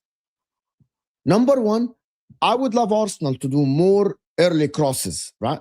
Early crosses, not reach the byline. The second one, I would like Declan Rice to contribute to being in the 18 a little bit more than being outside. Like his role has a little bit been outside the 18 more. If I'm an Arsenal fan, I would like Declan Rice to crash the 18 a little bit more, be around the 18 more, to take more shots, take more chances on goal. These are the only two things, actually. Arteta is in control. They are winning games by in control. City are winning games by taking a lot of risks, actually, which is different. City are winning games. The old Pep Guardiola, right, would not allow Shirky to dribble in his half. Shirky does dribble in his half. Shirky do this. You know what I mean? He needs to, yeah. Well, we need the goals because you win games by scoring goals. And why handcuff the guy? And he's very good. Like he's very good at what he does. I think we have some untapped potential there, and I'm really excited to see how he's. I think let me do this super chat session.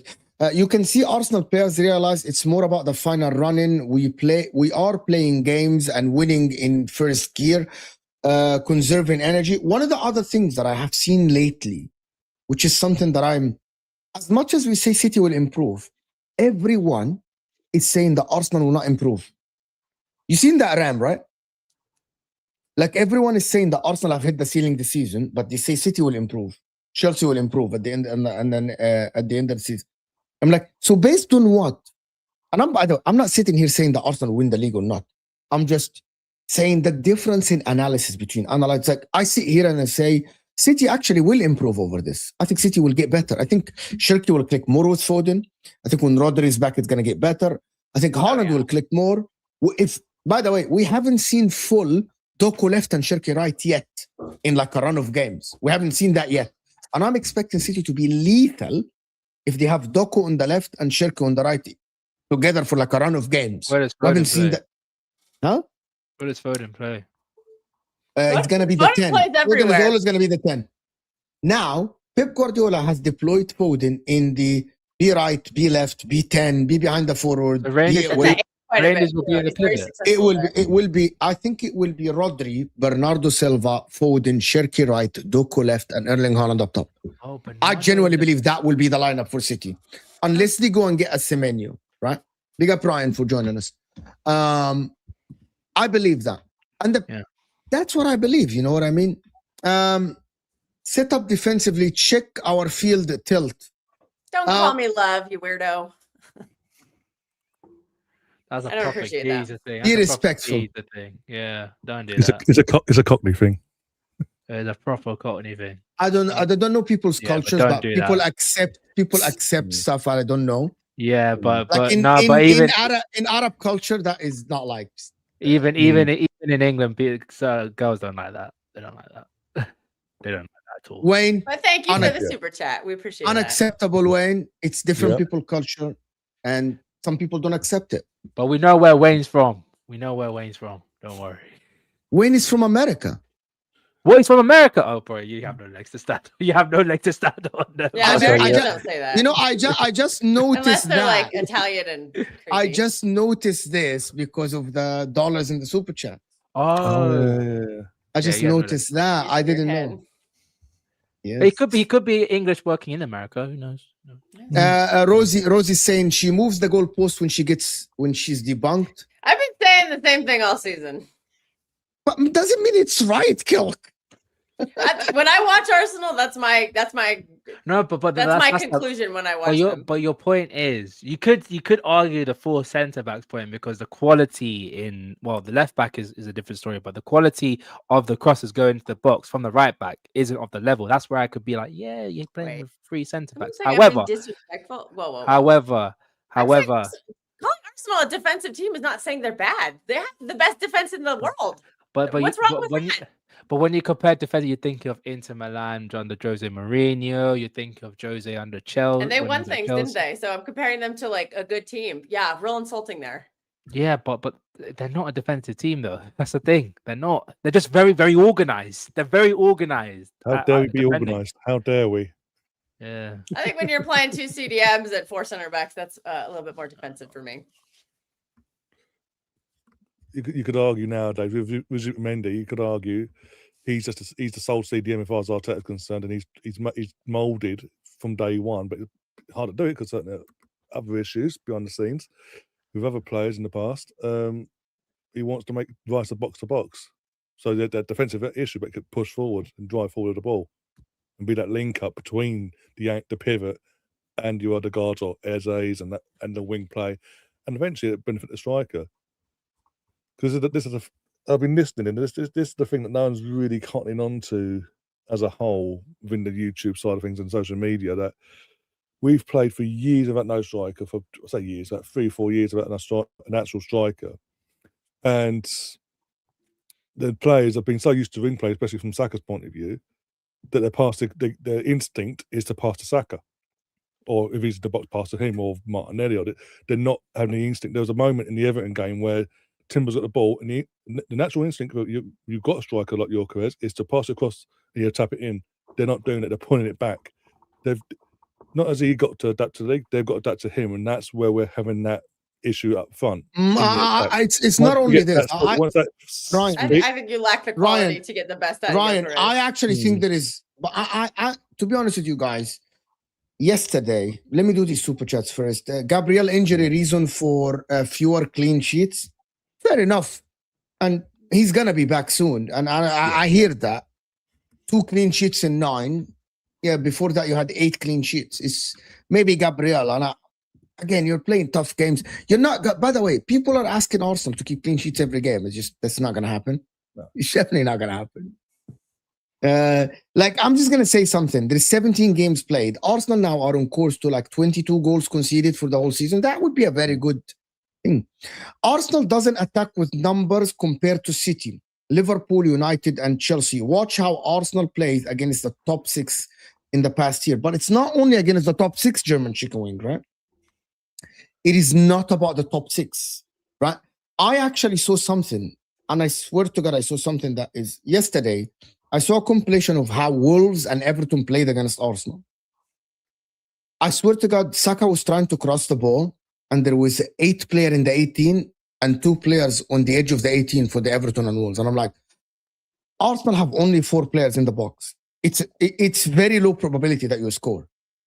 It's why teams do that. But I'm gonna tell you, they're not that because they're not some elite team going forward. But I'm gonna tell you why this happens. Why teams do that. I'm gonna tell you why this happens. Let me just say this, because there are people in the chat to understand my point. Because yesterday I watched both compilations of City's attacks and Arsenal attacks over the last 2-3 games, right? Arsenal, they build much slower when they have the ball. To the opposition, they push the opposition, they force the opposition to sit in their area. Because Saka gets the ball and he looks the guy in the eye. And by the way, if you look at Saka's dribbling, by the way, Saka is one of the best currently now in terms of getting past the opponents. I'm not saying flicks and tricks and step overs. Just Saka dribbles past people, right? But it takes him about 3, 4, 5, 6 seconds. By that time, the defense is already set. Your opposition is already in the 18. You know what I mean? Well, if you watch Shirky, when he dispossessed West Ham, the first thing he did, Shirky, is drive into the 18. So there are about 3 or 4 West Ham players. They were ready for the counter. That's for the Rangers goal. 4 West Ham players already ready for the counter attack. But Shirky didn't get it, pass it to the right. He was like, I'm going to go to the 18 right away, now. And that left City with this good numbers versus West Ham in the 18 of West Ham. City scored. Arsenal, when they get the ball, mostly it's slowed down. It's Odegaard, get to Saka. Saka tries to dribble, gets back to Odegaard, goes to Rice, goes to Trossard. It doesn't work, and it goes back to the other side. I'm not talking about transition and counterattacks. I'm talking about the build-up. That's how Arsenal play, more in control. City are more We did like... that last season too, because we lacked quality last season. And I remember Kilk was talking about this. Is like, we're too slow. We pass the ball too many times. We're not creating anything. We look so shit in terms of build-up. Every team is behind the ball against us. And our midfield is not good enough to create anything. And City looked boring, looked dull. Kilk, Hamza, Patrick used to complain about was too slow. I think Arsenal are in control now. But I think that is what makes your chances... You know that what makes your chances is like, you put the crosses in the box. There's already 8 players of the opposition. 8 players versus 2 or 3. You're not going to score. It's very hard to score. Of course, that is paired with not having Erling Haaland and have Victor Yukers. that's the difference between the two teams. I think You're not, we have more whatever. elite Thank you so talent, much for the offensive super chat. unicorns I don't going know. You forward. said it's a respect thing. I'm not sure, but fair enough. Let's just keep it there. Guys, there is a panelist and a viewer, and you guys contribute, which is fine. We're just talking about the football. It's all about the chemistry. Eucharist will be fine. Eucharist will be fine. Do you think that, Ryan? Will Eucharist be fine? Once he and the team they gel properly, yes. I think. I think in you terms need of, the I listened to you earlier. You're doing the Chelsea thing.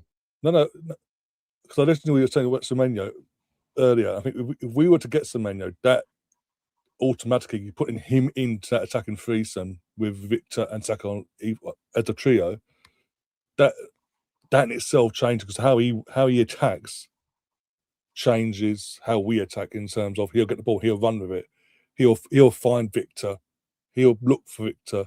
We've seen it in glimpses with certain other players like Ricardo against Leeds and Eze, when Eze made his debut. They look. The way they play, the way they attack, they look. We need more players like that. We currently got players. As I say, players that have been here 3 or 4 years that haven't had the striker aren't doing that. We need more like that, and I think Semenyo helps us. It pushes on that narrative of. Can I tell you why Semenyo? For me, Semenyo is more of a direct winger. He isn't a chance creator. So let me give you an example. So Semenyo played this season with a striker. Semenyo likes to go to goal more. So Shirky, for example, Ryan Shirky, someone similar to Ryan Shirky might help you. Someone similar to Wirtz. Someone that is... I've been saying that all season. Okay. Someone like Wirtz. Someone like Wirtz, like Shirky will help you. I've been saying all season they need a world-class creator to get the best out of Victor Gyökeres, and I'm called a hater for it, and I'm getting shit in the comments. Problem with Eze, for it. I've been saying it all season. But they don't have a Shirky. I have a problem with Eze at Arsenal. I like Eze. He's one of my favorite players in the league. He's never going to drop Rice. He's never going to drop Odegaard. He won't drop them. Eze will start on the left. And on the left, he isn't a left winger. He never played as a left winger. He played as a left forward, like an Mbuemo type player. You know, you watch his heat map. And Arteta likes his wingers to hold the line, to make the widths, like Martinelli and Trossard. They always hold the widths, right? And Eze, when he played on the left wing, Graham, he looked like, why I'm receiving the ball was like, I'm like 40 yards away from goal already or to the line, and I have 2 defenders in front of me. I want to receive inside the pitch more. And Arteta wouldn't allow him to do that. He might, but every time I watched Eze play on the left winger, he played on the... Ryan will tell you, he played on the touchline. Touchline. He's receiving the ball on the touchline, which is crazy. Because Tommy gets the ball. It's not like he's like 50-50 between the byline and the penalty box. He's having to... So he hasn't got the opportunity to get the ball and drift in at all. As you say, after last season, wingers and Eze isn't that. Eze is the number 10. When we got Eze, he for me was the competition for Odegaard to get his head at his backside, even though he's captain or not, or you drop him. I think Tevin, that's not true, Tevin. I mean, last episode, we literally didn't mention Arsenal until the last 5 minutes because it was Rams last week. It was Ram versus Kelk, Shirky versus Wirtz. So we didn't, Tevin. We didn't. And also this show, it has been 19 minutes, Tevin, right? In the first hour, literally, I have the timestamps. We've spoken about Chelsea and we've spoken about Liverpool. We haven't mentioned. And in this segment, it's only 19 minutes. We're talking about Shirky and City and how City play versus Arsenal. But Mo, you're And I missing don't one thing. understand. Like, Mo. Tevin, it's part of, by the way, and Tevin, I'm going to tell you why. I swear, 2 weeks ago, 3 weeks ago, there was nothing to mention about Arsenal. Arsenal won clean sheets, move on. They're great, they're good, fantastic. Now, 2-1 against Wolves, 1-0 against Everton, Eucharist, everyone is having a problem with him. By the way, even the media now, Arteta has said Gabriel Jesus is hungry for a start. Isn't that a little bit of an insinuation about like Gabriel Jesus might come in and start up top for Arsenal? So these are the topics, guys. These are the, what do you want me to do? Tevin, I bet you have, I think you have my number, Tevin. You have my phone number, Tevin, right? I want you before the shows. You know where my shows are. Literally, text me and tell me, Mo, these are the topics that I want to speak about. And I will do it. But Mo, you have to take glaze my team, but we never get to. We have to keep it a Guys, buck. I'm trying my best. I'd rather be glazing my own team. But we have to keep it a buck. The last 2 weeks, Arsenal been playing poorly. But we won. That's the only credit you can get is you won. But if we're gonna break it down, because this is a weekly show, we break it down. What happened each game week? You haven't played well. You haven't played well. And Tevin, neither did City start. Hence why we spoke about Man City start the season because they were losing to Tottenham, they were losing the Brighton. Yeah. Now they've turned things around. The narrative turns. It is what it is. I'm gonna tell you the difference. In the first, okay, I'm gonna tell you. You know, if Arsenal were not performing well and losing games, I don't think there will be in their third or fourth. Arsenal now are winning the games different than how they won with the clean sheets and stuff.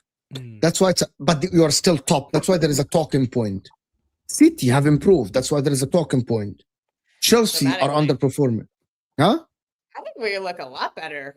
Like, we look more defensively, look more solid. Our midfield's getting better. Like, a lot of that is just Nico Gonzalez has improved quite a bit. He's improved. Jeremy Doku has improved dramatically this season. Ryan Cherky is even looking way better than he did before injury. Tijani Reinders is starting to contribute. Like, there's a lot to be excited about being a City fan. This is Tijani Reinders is his first good game since the Wolves game. Come on now. Since the first game of the season. He's been slowly picking the pace up here and there. Like, Tijani Reinders have played a good game, and then in August, and then 4 months later, he's played another good game. I will say, Mo, what is reindeer? Sorry, not reindeer. Stop calling it reindeer. I need to stop calling it reindeer. What is reindeer? Because one of the best reindeer is like one of the best shows. It's a British show I've seen lately. With that woman stalking a guy in a bar and calling him my reindeer, and I don't know if people watched them. Oh, baby reindeer! Oh my word! That is not a Christmas show, bro. That is a phenomenal show. That is not a Christmas show. Bro, I couldn't there is one day I couldn't I needed to finish. I needed more episodes. It was a fantastic show. That show effed me up, bro. Why? Hold quite the L on Rangers. Because I said he was going to be world class. Let's go back to the football, guys. No, but sorry, Reinders. Sorry, Reinders. What is he? Because I saw him before we go to Reinders, can you? I think that's been part of what's making him look different. I think Pep is playing him differently lately. Okay, he's playing him behind Holland, and he's Wayne? contributing. Wayne? I think we signed him to be an 8, and we realized he's not an 8. City hasn't looked that good defensively. And that guy not watching City. Okay, hold on. They've been playing well. You know what it's going to be? He's going to say you're giving up chances in a game, so you don't look good defensively. Because we're giving up chances, and that means we're not good. There's only 3 games ago. You scraped a 5-4 win against Fulham and 5-1 up. And and if you watch that game, it was because of our midfield. It wasn't because of our defense. Since then, you played less opposition, and you look Real Madrid is less opposition. Sunderland, who came in like 3rd place, they're lesser opposition. Crystal Palace, who were in 4th place when they came to the Etihad, or when we went to their gap, that's poor opposition. Sunderland away is different to Sunderland at home. Look at the form. Yeah, we'll go to Sunderland away soon. It's there. You still have to beat them at your own gap. You still have to beat them. Yeah, it's They true. were in fourth place, or third, second or third place when But they everyone came to comes in and goes, our club. you only and drew it to Sunderland. We beat them. drew to home Sunderland. It's going to be a different matter, hopefully, when we play them later on in the season. But across that vision, we come to it. West Ham never turn up. I accepted my fate on Saturday. West Ham are kind of our bitches, so They never turn up, home or away for you guys. So it was just like, yeah, anyone. we move. Anyone. Yeah, they're getting relegated. I'm not calling that an impressive win. Don't worry. But yeah, Could be worse. It could be Wolves. but we bitch said this slap about Wolves no, but we said at this their in. gaff. I will say though, Mo, to back Arsenal, we were saying this at the time. No one's really got at Arsenal yet, and I'm getting pissed off that no team is getting at Arsenal anymore. No. But now that it's happening, Well, that's again why could you say the same thing about City? Could you? I'm just asking the question. I'm just asking the questions. I'm just asking the question. I'm being devil's advocate here, Mo. I'm being devil's advocate. You could put me on the top, bottom left-hand corner. Put me as a judge. I'm asking the question: have we seen teams actually go at Man City like they did at the start of the season? I mean, there'll be spells in a game where they do. No. Like there was a spell in that West Ham game where they looked like they had the momentum and they were improving. And I'm thinking that's going to happen in the course of a game. It just numbers wise, and watching City over the last 4 games versus the Fulham and the Leeds game, I actually think that the midfield and the defense clicked, which is a lot of people don't talk about that. The thing about City is that now they have the back line and Nico Gonzalez and Bernardo Silva and Foden. They have had the same lineup for a lot of games now. The amount of chances they concede against the teams that they played lately is less than the amount of chances they used to concede until the Fulham game and the Leeds game, right? They conceded, even at home against Leeds, big chances, and they conceded against Fulham big chances. Against Brentford, against Sunderland, against Crystal Palace. Against Crystal Palace, they conceded some chances, but most of them were offside, right? I don't think against Crystal Palace, actually, it's not a fact. Actually, Man City, Crystal Palace had more XG because they didn't call the offsides, but actually Also, City had more XG. Hold on. Let me just finish. We took Nico Gonzalez off the pitch, and Fulham scored 2 of their goals after he was off the pitch. So that's a big difference. Like, we need a DM, but unfortunately, he's being run into the ground like Rodri has been, and so he had to come off that game. He was exhausted. I wish he had stayed on. I think we would have performed better if he had stayed on. In that instance, he still conceded 2 of the 4 goals when he was on the pitch. They did, but Still happened. Did you watch any of those goals that they scored? So hold on. So can I ask Ryan? Can I ask Ryan a question? So Ryan, you don't think City have improved defensively? They've been tested since Fulham. For me, from what I've watched, I haven't seen them tested to the same level of the Fulham and the Leeds games when they've dropped off in pockets in games. For me, the next test for them will be Chelsea after New Year. That Chelsea, because the last couple of years. Actually, hold your breath. Forget Chelsea. Forget Chelsea. I'm sorry, guys. Forget Chelsea. If City win, I said that yesterday. I'm saying the reason why the next 2 games are Forest away. Actually, Forest have 1 game. By the way, Forest have been tough at home a little bit. They've been annoying. Yeah, and they have Sunderland away. If City win these 2 games, and then after this Chelsea. Imagine if City gets 6 points against Nottingham Forest and Sunderland, I will think that at that time, City are back. Sunderland started half their squad at AFCON. They didn't slow half the squad. Only 3 starters are not there. And City don't have a Doku. To be fair, if you look at Arsenal's next games is Brighton at home and Villa at home. Those are 2 tough teams as well. They're tough games. Yeah, but I'm going to tell you, regardless of what Arsenal do, I'm expecting Arsenal to win against Villa and Brighton at home. Especially Brighton, because they are not going to sit deep against them at home. Arsenal, these for me are for Arsenal. If the Arsenal are serious there, you must win these 2 games at home. It's a given. Like, you're playing at home.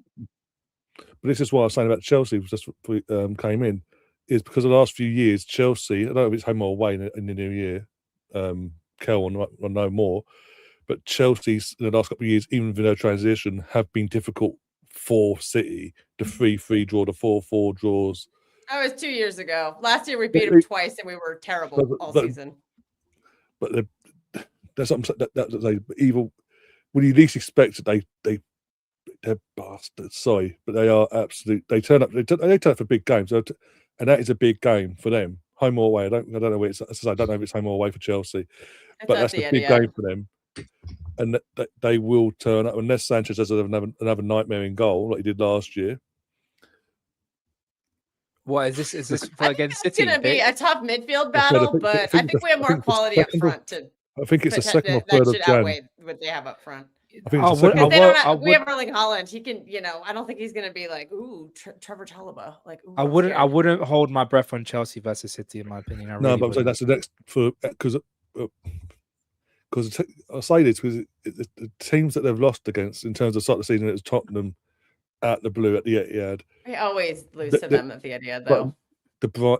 Brighton, that's a bit of a bogey side as well every now and then.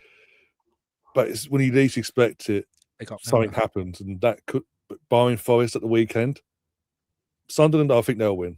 Sunderland City will win. Barring Forest at the weekend, I think Chelsea's the level game that could take points. I get your point on the Brighton game. Sunderland, but I think we've improved a lot since then. Because early in the season, we were dropping points late in games. We did it against Brighton. We did it against Monaco in the Champions League. You are expecting them to win against Sunderland? They will beat Sunderland. I think they will.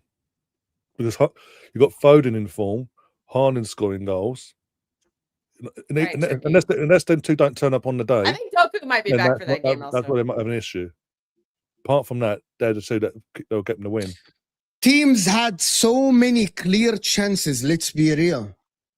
What clear chance? Well, guess what? We have an elite shot stopper now to stop those clear chances. So when they get chances, Donnarumma's saving a lot of those. Go watch the West Ham game. Jared Bowen had a very good chance, and it was only 2-0 at that point. Donnarumma saved it, and we kept it at 2-0, and then we went on to score a third goal. So Donnarumma is a big factor in the turnaround, because if we are giving up chances, Donnarumma can save them. Ederson was not saving them last season. We kept getting pelted. So yeah, I think the system is always going to allow the other team to have chances, but now we have a solution. The solution is an elite shot stopper, and so we're conceding less goals because of him. And it's improved our team. Yeah, that's, in my opinion, that's fair enough. Listen, I'm just gonna, next two games are gonna tell me a lot about where the starter race is going, to be honest with you. Imagine they both lose. Imagine both of them lose. That'll be jokes. That'll be so jokes. Merry Christmas. Bro, that'll be hilarious. Why are you not laughing, bro? That'll be hilarious if they both lose. I'm thinking about it. I think, in my opinion, it's more acceptable for City to drop points in the next two games than Arsenal to drop points in the next two games. I would not. I would say I think Arsenal will beat Brighton. I hope that people understand. That Villa game could be they could drop points in that Villa game. It doesn't matter. I don't care. I'm gonna say that statement again for the people that didn't understand it. It is more acceptable for City to drop points against Sunderland and Forest away back to back than Arsenal dropping points at home against Villa and Brighton.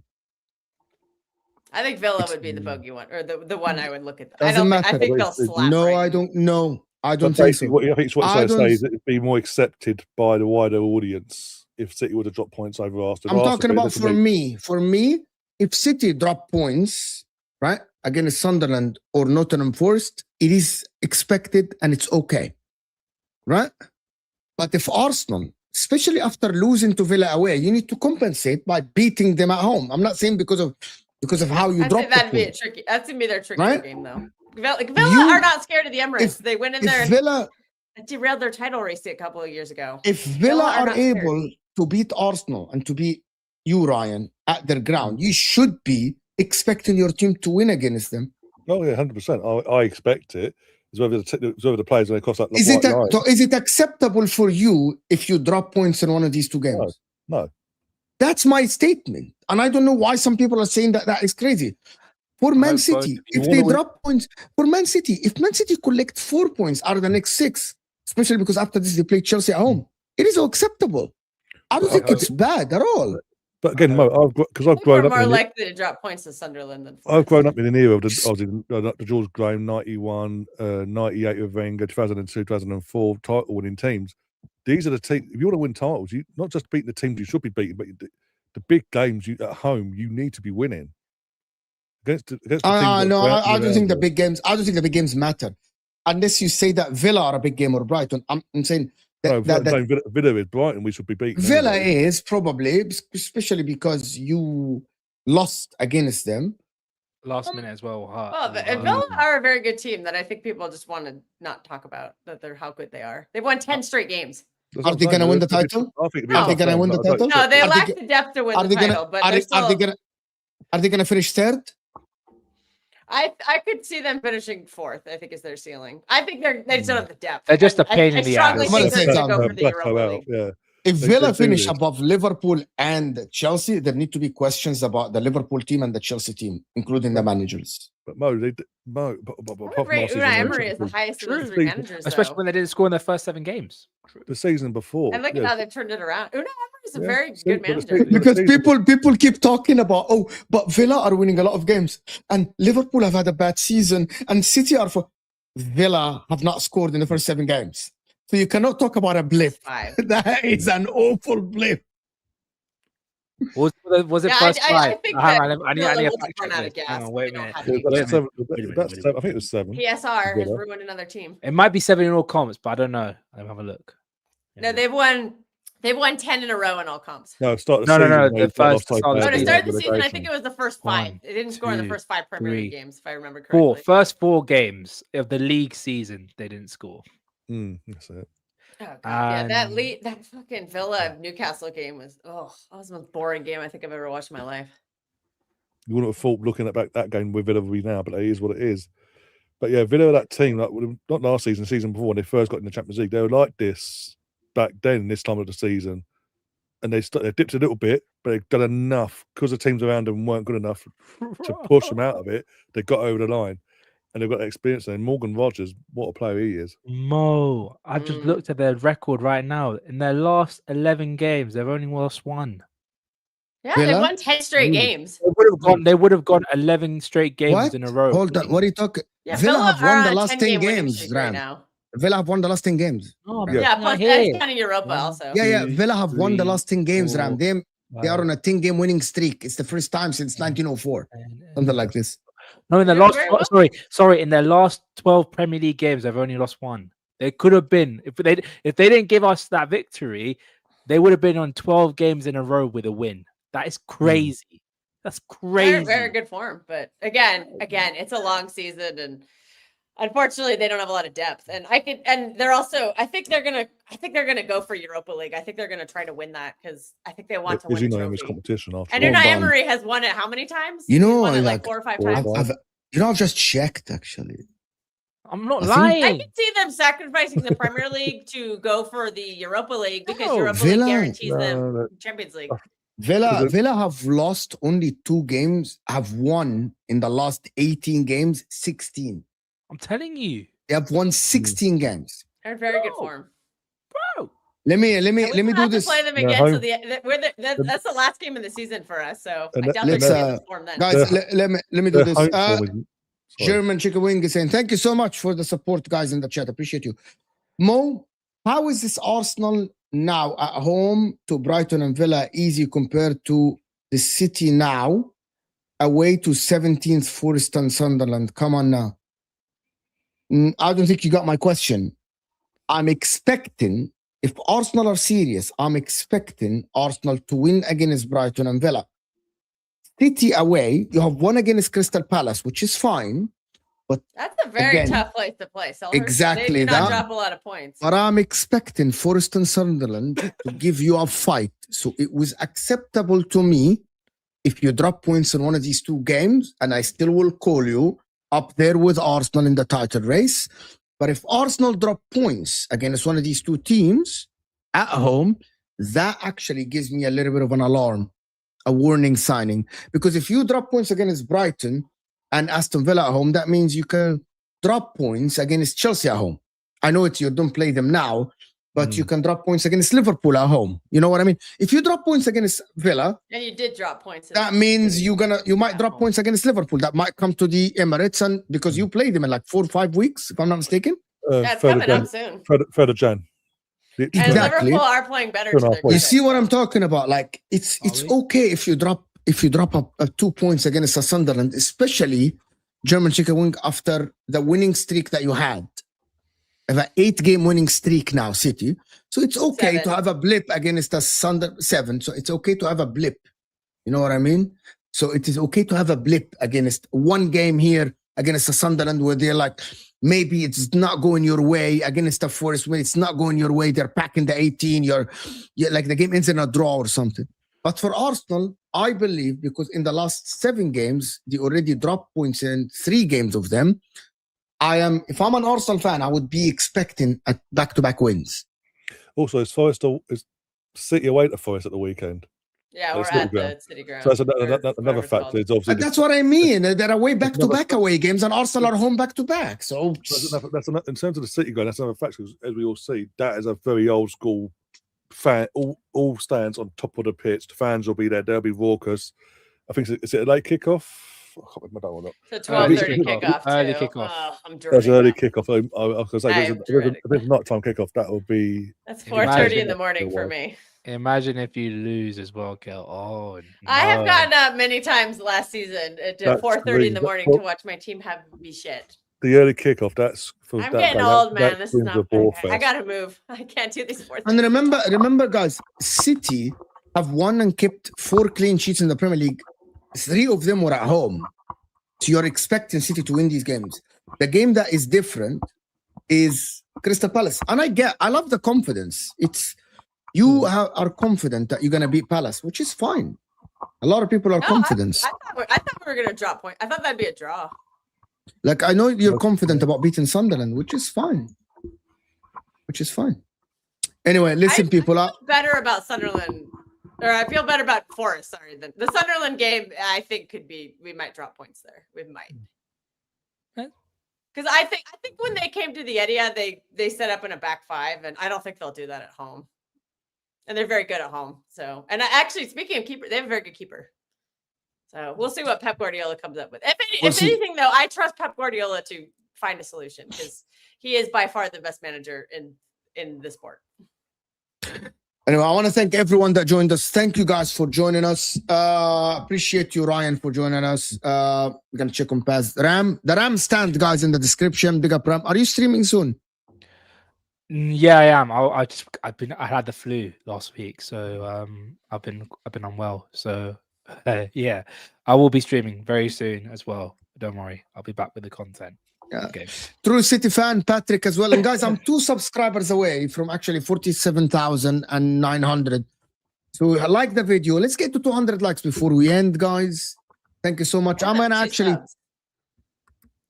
Somebody get those subs in. We need to get Mo to that landmark he's aiming for. 50K is the landmark, to be honest with you guys. Let's go, man. 50K 2026. It's gonna happen. True City fan, of course, Patrick and Kelk's channel. Of course, Mr. Arsenal podcast is Ryan's channel as well. I just put it in the description. Of course, Mr. Arsenal podcast. Mr. R. Got it. Found it. Got it. Hit that like button, guys, before you go. This will take you to Football Terrace with the 6-sided, of course. I will see you guys there. We're out of here.